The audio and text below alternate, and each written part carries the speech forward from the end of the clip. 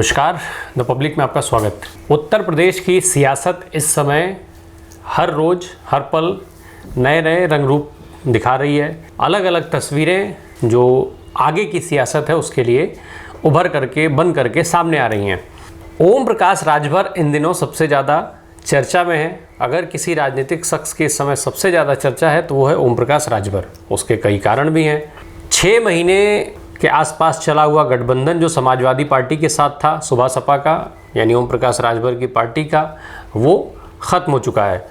कल ओम प्रकाश राजभर ने जौनपुर में जो बयान दिया अखिलेश यादव को लेकर के कि वो अपने पार्टी को कैसे संभालेंगे जब वो अपने घर को नहीं संभाल पा रहे हैं, इसके लिए उदाहरण के स्वरूप में उन्होंने उनके चाचा को प्रस्तुत कर दिया। उन्होंने ओम प्रकाश राजभर ने अखिलेश यादव पर निशाना साधते हुए बात कही कि जब वो अपने चाचा को नहीं संभाल पा रहे हैं, अपनी भाभी को नहीं संभाल पा रहे हैं, यानी अपर्णा यादव की भी बात की उन्होंने, जब उनको नहीं संभाल पा रहे हैं तो वो पार्टी और गठबंधन और हमें क्या संभालेंगे। यहाँ तक तो ठीक है। अब ओम प्रकाश राजभर जो अखिलेश यादव को प्रधानमंत्री बनाने की बात कहा करते थे, वो अब अखिलेश यादव पर सीधे निशाना साधने पर उतर गए हैं। शुक्रवार को एक चिट्ठी समाजवादी पार्टी की तरफ से जारी हुई थी जिसमें ये कहा गया था कि ओम प्रकाश राजभर को कि जहाँ ज़्यादा सम्मान मिल रहा है वहाँ चले जाइए। हालांकि वैसी ही चिट्ठी शिवपाल सिंह यादव के लिए भी जारी हुई थी। इसकी शुरुआत जो हुई वो कुछ समय पहले से हुई थी जब ओम प्रकाश राजभर ने अखिलेश यादव के लिए कुछ सलाह दिया कि वो फील्ड में निकलें, मैदान में उतर के लोगों से मिलें। जब आजमगढ़ और रामपुर में उपचुनाव हुए उस समय भी जब वो सामने नहीं आए तब भी उनके तीखे बयान सामने आए थे। ओम प्रकाश राजभर की इस बात का जवाब अखिलेश यादव ने दिया था कि उनको बिना किसी मांगे सलाह की ज़रूरत नहीं है। तो ये सारा जो आरोप प्रत्यारोप चल रहा था उस पर चिट्ठी के बाद विराम लग गया। जब वो चिट्ठी जारी हुई इसके बाद ओम प्रकाश राजभर ने कह दिया था कि भाई उधर से तलाक आया और तलाक हमें कबूल है। तो वहां तक अब ये जो रास्ते हैं वो अलग हो गए, पर इन रास्तों के अलग होने के बाद अब आगे क्या? सबसे बड़ा जो सवाल है वो आगे की राजनीति को लेकर के है कि ओम प्रकाश राजभर अब कहाँ रहेंगे, कहाँ जाएंगे, किसके साथ जाएंगे। ऐसे तो राष्ट्रपति चुनाव में उन्होंने एनडीए के समर्थित उम्मीदवार जो अब राष्ट्रपति हो गई उनको, मुर्मू जी को वोट किया था। पर कल जो उन्होंने बयान दिया, उन्होंने बीएसपी में जाने की बात कही, उन्होंने बीएसपी के साथ जाने की बात कही।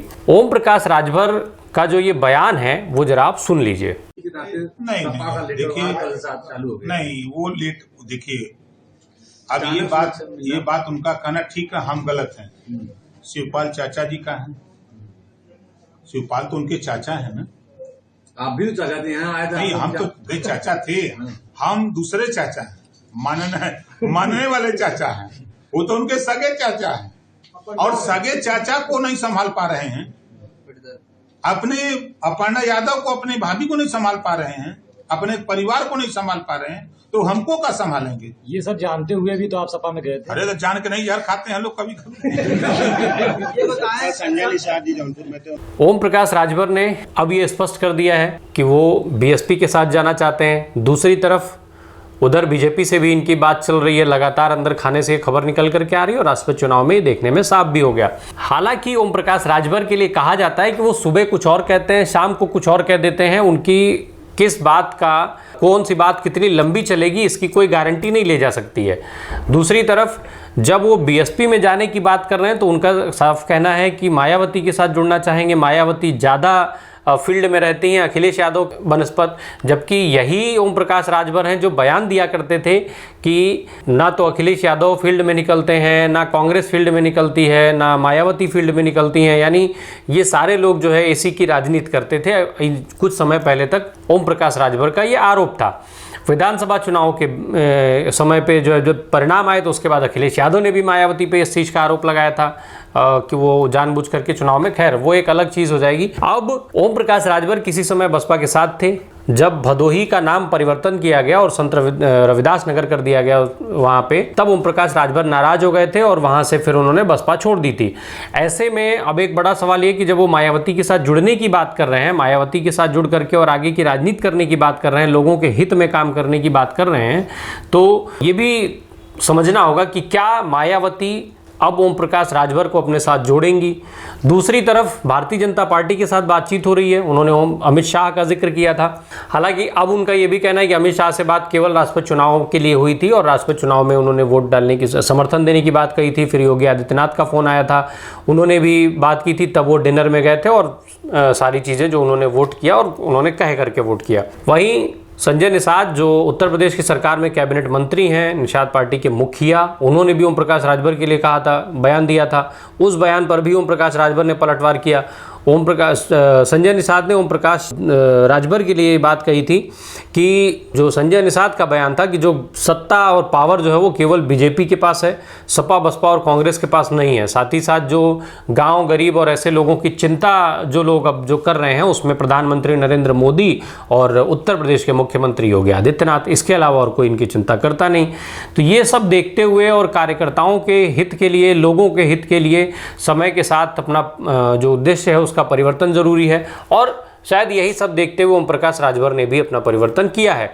ये बात उन्होंने कही, जिस पर पलटवार करते हुए ओम प्रकाश राजभर ने कहा कि संजय निषाद कोई भाजपा के मालिक नहीं है, भाजपा में खाली दो लोगों की चलती है, प्रधानमंत्री नरेंद्र मोदी और गृह मंत्री अमित शाह। ऐसे में इसके पहले भी जब उत्तर प्रदेश में योगी आदित्यनाथ के नेतृत्व में भारतीय जनता पार्टी की पहली सरकार बनी थी, तब ये कैबिनेट मंत्री होते थे और उस समय भी ये योगी के लिए इन्होंने कई मुश्किलें खड़ी की थी, कई बयान ऐसे दिए थे जिससे भाजपा सरकार की किरकिरी होती थी, ये तमाम लालत मलालत होती रहती थी।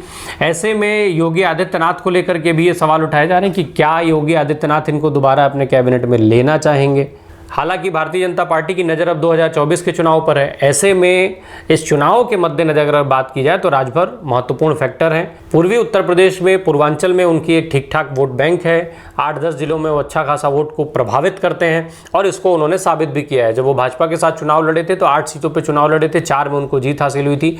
वहीं जब इस बार वो चुनाव लड़े तो लड़े वो 18 सीटों पर थे, पर जीत उनको 6 ही सीटों पर मिली। हालांकि इनके चक्कर में भाजपा का ज़्यादा नुकसान हो गया। एक तरफ जहां आजमगढ़ और गाजीपुर जैसे जगहों पर भारतीय जनता पार्टी का खाता भी नहीं खुल पाया, वहीं अंबेडकर नगर, बलिया, ये जो आसपास के ज़िले थे वहां पर इन्होंने भाजपा के लिए अच्छी खासी मुश्किलें खड़ी की थी। दूसरी तरफ इनके पास अब्बास अंसारी हैं जो इनके पार्टी से विधायक हैं। अब्बास अंसारी को भारतीय जनता पार्टी अपने साथ लेना चाहेगी कि नहीं लेना चाहेगी, ये एक बड़ा सवाल है। अब्बास अंसारी को चूँकि वो परिवार तो वो वैसे भी सरकार के निशाने पर है और कई तरीके की उनकी संपत्तियां कुर्क से लेकर के और तमाम मुकदमे उनके ऊपर लदे हुए हैं। अब्बास अंसारी पे भी मुकदमा ऑलरेडी चल रहा है, जो उनके बयान को लेकर के कि अधिकारियों को ठीक करने के लिए उन्होंने एक बयान दिया था उस पर। ऐसे में भाजपा उनको अपने साथ जोड़ना चाहेगी कि नहीं। हालांकि इस संभावनाओं से, किसी भी तरीके की संभावना से राजनीति में इनकार तो किया नहीं जा सकता। संभावनाएं हर तरीके की हैं, दरवाजे सभी के लिए खुले रहते हैं। कौन कब कहाँ कितना महत्वपूर्ण होता है और उसका जो अप्रोच होता है वो कितना सही दिशा में जाता है, ये साबित करता है कि वो कितने महत्वपूर्ण जगह पर जाकर के बैठ जाए। ओम प्रकाश राजभर अब दोनों तरफ संपर्क साधने की बात कर रहे हैं। एक तरफ वो बीएसपी की तारीफ कर रहे हैं और मायावती के साथ जाने की बात कर रहे हैं, दूसरी तरफ वो भारतीय जनता पार्टी के समर्थित उम्मीदवार को वोट करते हैं, खुल करके उसके पक्ष में बोलते हैं। प्रधानमंत्री की तारीफ करते हुए आप सुन ही चुके हैं उनको, मुख्यमंत्री योगी आदित्यनाथ के फोन की बात वो कर ही चुके हैं। ऐसे में देखना होगा कि अब ओम प्रकाश राजभर का जो ये ऊंट है वो किस करवट बैठता है, बसपा उनको कितना सेटती है, कितना अपने पास आने देती है। दूसरा, योगी आदित्यनाथ उनको अपने कैबिनेट में शामिल कर पाते हैं कि नहीं कर पाते हैं, क्योंकि वो जो पहली सरकार में इनके कैबिनेट मंत्री रहते हुए जो उनका अनुभव है वो बहुत अच्छा नहीं कहा जा सकता है। इसके हिसाब से ये तय करना होगा कि वो भाजपा के लिए कितने महत्वपूर्ण होंगे, इस पर आधारित होगा कि भाजपा में वो शामिल हो पाते हैं कि नहीं। और बसपा का जो मायावती की रणनीति रहती है, मायावती का जो मिजाज है, उस मिजाज के हिसाब से तो ये मान ही लेना चाहिए कि वो बसपा उनको अपने करीब नहीं फटकने देगी। ऐसे में जल्द ही ये भी पता चल जाएगा कि ओम प्रकाश राजभर आखिर किस तरफ जाएंगे, उनका क्या प्लान है, बीजेपी के साथ उनका गठबंधन होता है या नहीं हो पाता है। धन्यवाद।